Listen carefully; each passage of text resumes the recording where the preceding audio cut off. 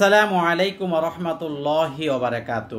আমল TV YouTube চ্যানেলের সম্মানিত দর্শকবৃন্দ, চলে আসলো আমাদের সামনে পবিত্র জিলহজ মাস। সকলে বলি আলহামদুলিল্লাহ।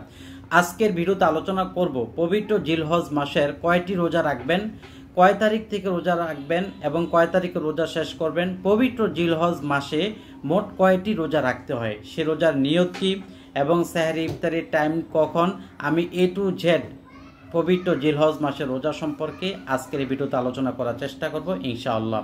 সবাই শুরু থেকে শেষ পর্যন্ত ভিডিওটি না টেনে দেখার জন্য অনুরোধ করছি। দর্শক, পবিত্র জিলহজ মাস এটি আল্লাহর মাসের 4টি হারাম মাসের মধ্যে একটি মাস, যে মাসটি অনেক গুরুত্ব রাখে, যেই মাসে আল্লাহ পাক বান্দার ইবাদতগুলো কবুল করে থাকেন। সুবহানাল্লাহ। বান্দা এই মাসে যত দোয়া করবে, যত ইবাদত করবে, সবগুলি বিশেষভাবে কবুল করেন। এভাবে তো প্রতি মাসে আল্লাহ পাক দোয়া কবুল করেন, বিশেষ করে জিলহজ মাসটি এটি অন্যতম একটি মাস।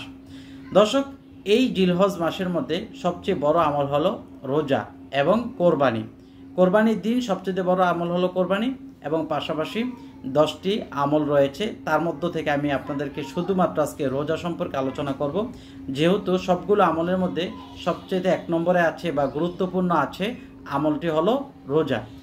পবিত্র জিলহজ মাসের কয়েকটা ধাপে রোজা রাখতে হয়। যেমন প্রথমত হলো জিলহজের 10 দিন রোজা, তারপরে জিলহজে আইয়ামে বীজের রোজা, জিলহজে সোমবার বৃহস্পতিবার রোজা, জিলহজে আপনার আরাফা রোজা।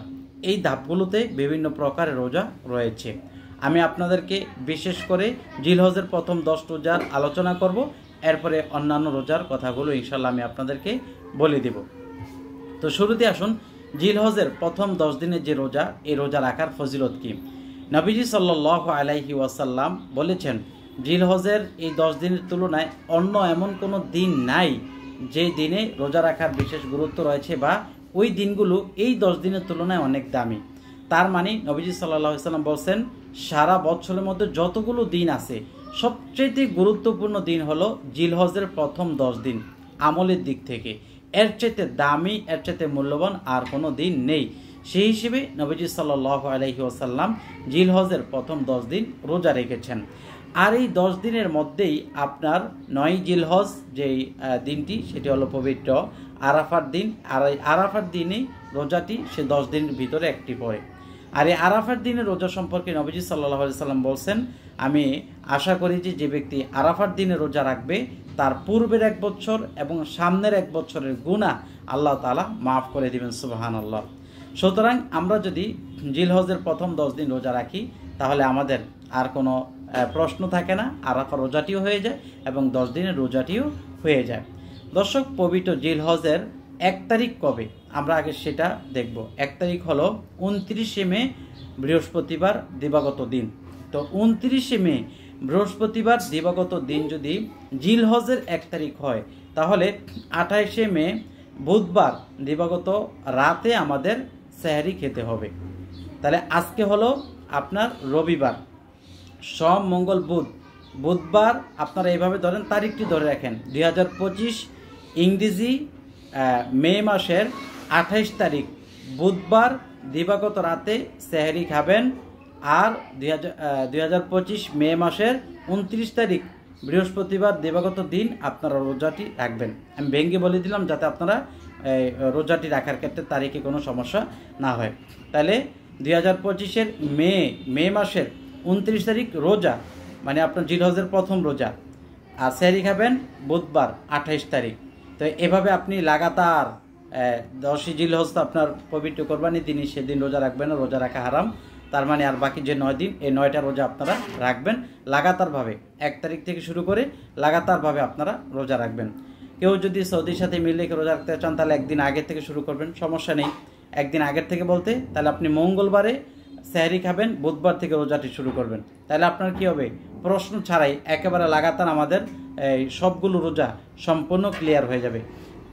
অনেকে আরাফার দিনটি নিয়ে প্রশ্ন করে থাকেন, কি সৌদির দিনের সাথে আরাফা হবে নাকি আমাদের এখানে 9 জিলহজ আর সৌদির এখানে 10 জিলহজ, তাহলে কোনটা আরাফা হবে? তো এটা নিয়ে 2টা মত। সবচেয়ে গ্রহণযোগ্য মত হলো যে 9 তারিখ জিলহজ, নবী সাল্লাল্লাহু আলাইহি ওয়াসাল্লাম বলেছেন 9 তারিখ জিলহজ আরাফার দিন রোজা রাখার জন্য। আমাদের এখানে তো 9 তারিখ জিলহজ, তাদের ওইখানে ওই দিন ঈদই। তাহলে আমাদের এখানে তারিখটাই গণ্য হবে। এখন কথার কথা, কেউ যদি আপনারা তাদেরটা ফলো করেন, তাহলে আমাদের এখানের 8, আমাদের এখানে 9, যদি আপনি আরাফার রোজা রাখেন তাহলে তাদেরটাও হয়ে গেল, আমাদেরটাও হয়ে গেল। তাহলে আর কোনো ঝগড়া হলো না, বিবাদ হলো না, বিতর্ক হলো না। যদি আপনি তাদের অনুযায়ী আরাফার দিনে রোজা রাখেন, তাহলে আমাদের এখানের 8ই জিলহজ, আর আমাদের এখানে 9ই জিলহজে রোজা রাখলে 9ই জিলহজ, তাইলে তাদেরটাও হয়ে গেল, আমাদেরটাও হয়ে গেল। আর যদি আপনি একদিন আগের থেকে শুরু করেন, তাহলে তাদের মতো জিলহজের 9টা রোজা সম্পূর্ণ হয়ে গেল, আমাদের মতো জিলহজের 9টা সম্পূর্ণ রোজা হয়ে গেল। তাহলে আপনারা সর্বোপরি এভাবে রোজাটা রাখতে পারেন। মঙ্গলবার 27শে মে, মঙ্গলবার দিবাগত রাতে ভাত সেহরি খাবেন। আপনারা বুধবার থেকে রোজা রাখে ইনশাল্লাহ শুরু করবেন। এভাবে ধারাবাহিকভাবে আমাদের কোরবানির ঈদের আগের দিন পর্যন্ত ধারাবাহিকভাবে আপনারা এই রোজাগুলো রাখবেন। দর্শক, এখন কথা হলো সেহরি ইফতারের টাইমটা কখন। সেহরি ইফতারের সেহরি শেষ হলো 3টা 43, এটা হলো প্রথম দিন। 3টা 43 এটা হলো প্রথম দিন। প্রথম দিন আপনারা 3টা 43-এ সেহরি শেষ সময় 3টা বাজে উঠবেন। সেহরি খেতে খেতে আপনার যতক্ষণ সময় লাগে। আর ইফতার শুরু হলো 6টা 42, তো আপনি 1 মিনিট পরে করলেন 6টা 43, আপনি ইফতারির সময়টা শুরু করলেন, তাইলে তো হয়ে গেল। আমি আপনাদেরকে এই সময়সূচিটার সম্পূর্ণ 5 ওয়াক্ত নামাজ এবং আপনার রোজার দৈনিক সেহরি ইফতারির দৈনিক সময়সূচি সব কিছু মিলিয়ে আমি আপনাদেরকে যে সময়টা দিব, সেটা হলো এখানে যে মুসলিম ডে একটা অ্যাপ আছে, এই অ্যাপটা আপনারা ফলো করবেন। আমি আপনাদেরকে একটু দেখিয়ে দিই। একেবারে আমার মোবাইলে এই যে মুসলিম ডে অ্যাপ, এই যে এখানে মুসলিম ডে অ্যাপটা আপনারা দেখেন, এই যে মুসলিম ডে অ্যাপ, এটার মধ্যে আপনি ক্লিক করলে এখানে সব পেয়ে যাবেন, নামাজের সময়সূচি বিস্তারিত পেয়ে যাবেন। আপনার প্লে স্টোর থেকে সার্চ দেবেন মুসলিম ডে। প্রথমত হলো যেমন ভোর হয় কয়টায়, দুপুর হয় কয়টায়, সন্ধ্যা হয় কয়টায়, তারপরে সেহরির টাইম, ইফতারি টাইম। সেহরির টাইম হলো 3টা 44, তারপরে ইফতার টাইম হলো 6টা 40 আজকের। তো আপনারা যেদিন থেকে রোজাটা রাখবেন ওই দিনেরটা আমি বলে দিলাম। তো এখান থেকে দেখে দেখা আপনারা শুরু করবেন। সেহরির ক্ষেত্রে 5 থেকে 6 মিনিট আগে শেষ করবেন। যেমন সেহরির শেষ টাইম 3টা 44, আপনারা শেষ করবেন ধরেন 3টা 38। আবার ইফতারি টাইমটা এখানে 6টা 40, আপনারা করবেন 6টা 41, মানে 1 মিনিট ইফতারি ক্ষেত্রে পরে আর সেহরির ক্ষেত্রে 4-5 মিনিট আগে শেষ করবেন। তাহলে আপনাদের রোজাটা শুদ্ধ হবে, সুন্দর হবে এবং ভালো হবে। আর অবশ্যই আপনারা রোজা 9টা রাখার চেষ্টা করবেন। যদি কেউ 9টা রোজা রাখতে না পারেন, তাহলে আপনারা অন্ততপক্ষে আরাফার দিন রোজা রাখবেন। তা আরাফার দিন নিয়ে যেহেতু বিশাল বিতর্ক আছে, আপনারা 2 দিন রোজা রাখবেন, 8 এবং 9। তাহলে তাদের মতো আরাফার দিন হয়ে যাবে, আমাদের মতো হয়ে যাবে। তাহলে আর কোনো ইয়ে হলো না, ঝগড়া দরকার কি, যে কোনো একদিন তো লাগবে। তো একদিন যেটা লাগা সে লাগবে, আর বাকিটা নফল হিসেবে থেকে যাবে। এমনিতে তো জিলহজের প্রথম 10 দিন আমলের খুব গুরুত্ব রাখে। সর্বশেষ যে 10 দিন, 10ম দিনে তো কোরবানি আমরা করি, আর কোরবানির দিন কিন্তু কোরবানি চাইতে কোনো বড় আমল নাই। এই জন্য নবীজি সাল্লাল্লাহু আলাইহি ওয়াসাল্লাম বলছেন, কেউ যদি সামর্থ্য থাকার পরেও কেউ কোরবানি না দেয়, তাহলে সে যেন ঈদগাহে ঈদের নামাজ পড়তে না আসে। নাউযুবিল্লাহি মিন যালিক। তাহলে আমরা খেয়াল রেখে আমলগুলো করব। আরেকটা আমল না বললেই নয়, সে আমলটা আমি বলে দিই। যারা যারা কোরবানি দিবেন, তারা শুরু থেকে আপনার যেই 10 দিন কোরবানি যারা করবেন, তারা হাতের নখ কাটবেন না অবশ্যই। আর যে 2-3 দিন সময় আছে বুধবার পর্যন্ত, এই 2-3 দিন সময়ের মধ্যে আপনারা হাতের নখ কেটে ফেলবেন এবং মোষ, দাড়ি, গোঁফ, শরীরে যত কিছু আছে আপনি ফেলে দিবেন, পরিষ্কার করে ফেলবেন। জিলহজের 1 তারিখ থেকে নিয়ে আমাদের এখানে কোরবানি করার আগ পর্যন্ত, মানে কোরবানির দিনের গরু জবাইয়ের আগ পর্যন্ত হাতের নখ, পায়ের নখ, তারপর অবাঞ্ছিত পশম, বগলের নিচের পশম, দাড়ি, মোষ কোনো কিছুতে ব্লেড লাগাতে পারবেন না, হাত লাগাতে পারবেন না। আল্লাহ পাক আমাদেরকে বোঝার তৌফিক দান করুক, আল্লাহুম্মা আমিন। এরপরও আপনারা যদি এই বিষয়ে বিস্তারিত আমল ফজিলত শুনতে চান, তাহলে আপনারা সহি 12 চাঁদের আমল, 2টা বই আছে বাজারে।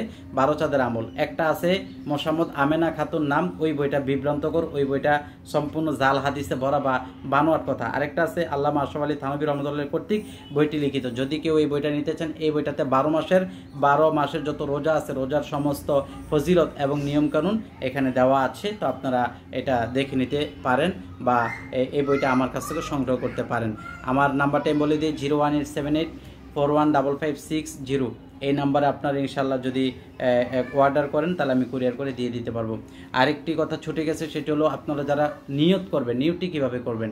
রোজা নিয়ত করবেন এভাবে, আমি জিলহজের প্রথম রোজার নিয়ত করলাম, আমি জিলহজের দ্বিতীয় রোজার নিয়ত করলাম, আমি জিলহজের তৃতীয় নফল রোজার নিয়ত করলাম। এভাবে রোজার নিয়ত আপনাকে সেহরির টাইমই করতে হবে। একমাত্র রমজানের রোজার নিয়ত সকালে ঘুম থেকে উঠেও করতে পারবেন, কিন্তু নফল রোজার নিয়ত সেহরির টাইমে সেহরি খেয়েই করতে হবে। যদি আপনি সেহরি নাও খেতে পারেন, অন্ততপক্ষে সেহরি টাইমের ভিতরে আপনাকে রোজা নিয়ত করে রোজাটি রাখতে হবে। আশা করি বুঝতে পারছি। এরপর যদি কারো পুরোপুরি সম্পূর্ণ না বুঝে থাকেন তাহলে কমেন্ট করবেন, লাইক দিয়ে শেয়ার করবেন, আমল টিভির চ্যানেল সাবস্ক্রাইব করে পাশে থাকা বেল আইকন বাজিয়ে রাখবেন। আসসালামু আলাইকুম ওয়া রাহমাতুল্লাহি ওয়া বারাকাতুহু।